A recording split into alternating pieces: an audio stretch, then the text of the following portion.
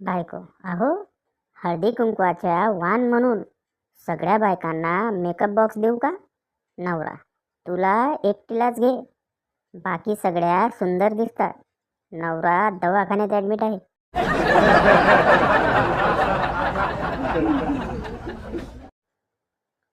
आता शेव चकली नरम झाली तरी अजिबात घाबरायचं नाही, द्यायचं सरळ पावसावर ढकलून.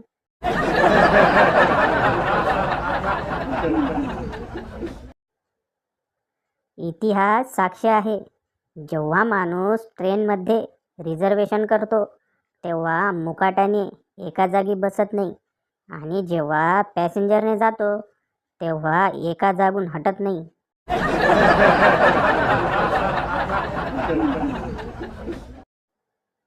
गण्या, शर्ट शिवण्यासाठी एखादं चांगलं कापड दाखवा. दुकानदार, प्लेनमध्ये दाखवू? गण्या, नाही, हेलिकॉप्टरमध्ये दाखव. भैताळ तोंडाच्या, इथेच दाखव ना, कायले वर घेऊन चालला.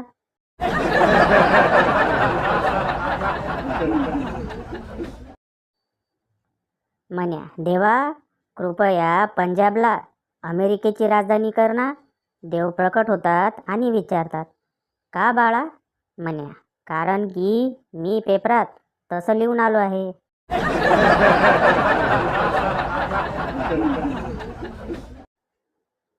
जण्या, बायकोशी भांडून नव्हे तर हसून तिचं मन जिंकायचं. म्हण्या, घरी येऊन तसा प्रयत्न करू लागतो. बायको, आजकाल तुम्हाला खूप हसायला येतंय. तुमचं हसण्याचं भूत एकदा उतरावं लागेल असं दिसतंय.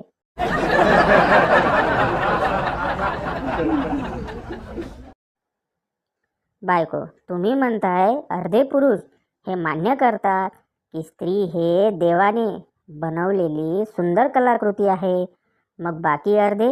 नवरा, त्यांचं लग्न झालेलं आहे.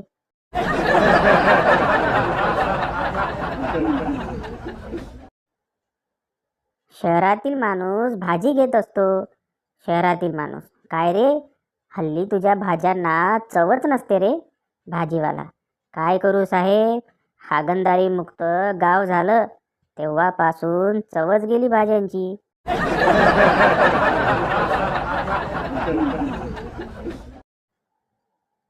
बायको, माझी मैत्रीण येणार आहे, 2 दिवस तुम्ही बाहेर झोपा. नवरा, बरं, पण वचन दे, माझी मैत्रीण आली की तू पण 2 दिवस बाहेर झोपशील.